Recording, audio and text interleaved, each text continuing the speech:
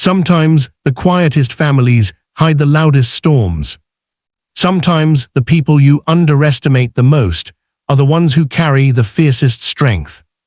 And when arrogance collides with hidden power, lives are changed forever. This is the story of a farm girl, her gentle twin, and the legend who no bully ever saw coming. Stay with me till the very end, because what starts as simple cruelty will grow into one of the most unforgettable lessons in courage, family, and the power of standing up for what's right. The farm stretched wide across the valley, its golden fields rolling under the setting sun. Emma and Lily had lived there their whole lives, twins, identical in face, but worlds apart in spirit. Lily was soft-spoken, tender, the kind of girl who carried stray kittens in her apron and wrote poems in the margins of her notebooks. She hated conflict, hated raising her voice, hated the very idea of hurting anyone. Emma, on the other hand, was different. She wasn't cruel or sharp, but she was tougher, grounded. People in town knew her as the girl who could fix a tractor engine as easily as she could break a wild horse. What almost no one knew, what even Lily barely understood, was that Emma carried something more, something earned through blood, sweat, and years of service far away from the valley's quiet cornfields. Emma had once worn a uniform, not just any uniform. She had been Delta Force, one of the most secretive, dangerous, and elite warriors on Earth. But that was a life she had walked away from. She came home to protect her twin, to care for their aging parents, to lay down her weapons and live in peace.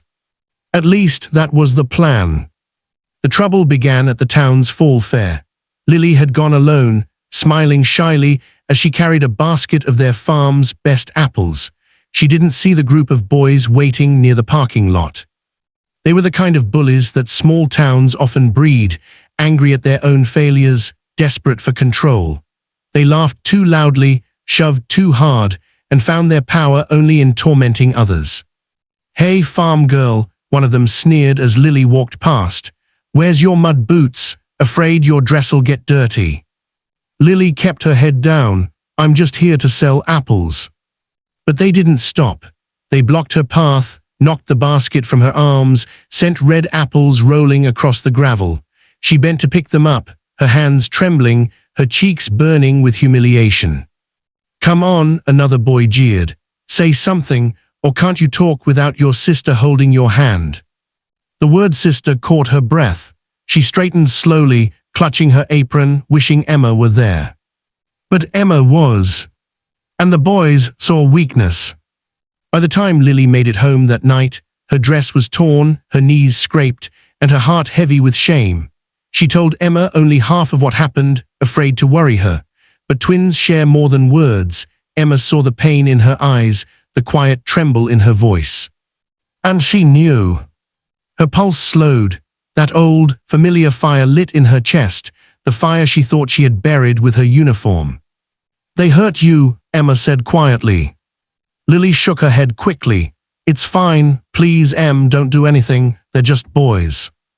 Emma turned toward the window, staring out at the dark horizon. Her hands curled into fists she hadn't made in years. "They picked the wrong girl," she whispered.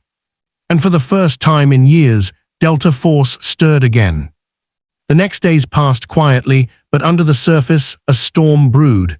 Emma didn't go storming into town with rage. She was too disciplined for that.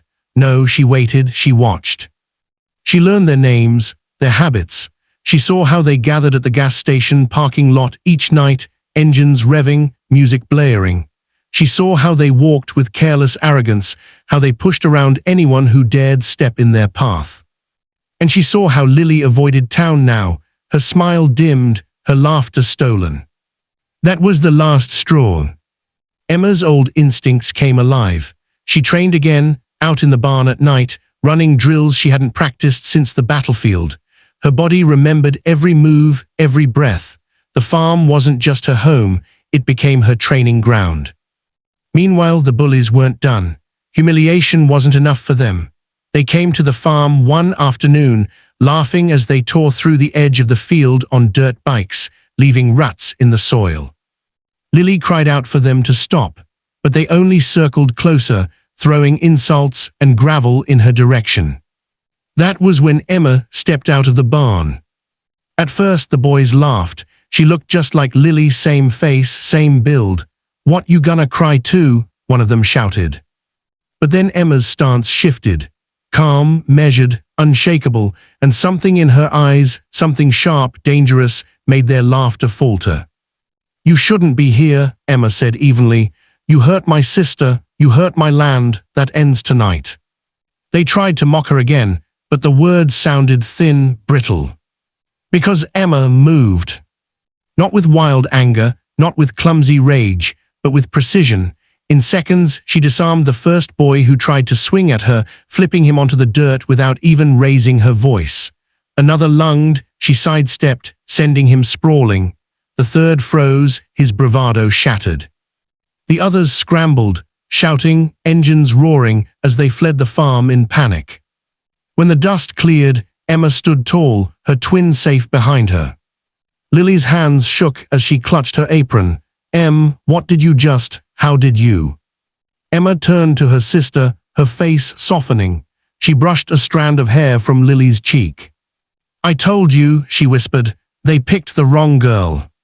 From that day on, the bullies never came back. Word spread quickly in the small town that the quiet farm girls weren't so helpless after all, that someone, somewhere, had taught them strength the world couldn't take away. But the real lesson wasn't in the fight. It was in the bond between two sisters, the gentle and the fierce, the healer and the protector. Together, they carried something greater than fear. And together, they proved that kindness is never weakness. But when pushed too far, even kindness can carry the strength of a legend.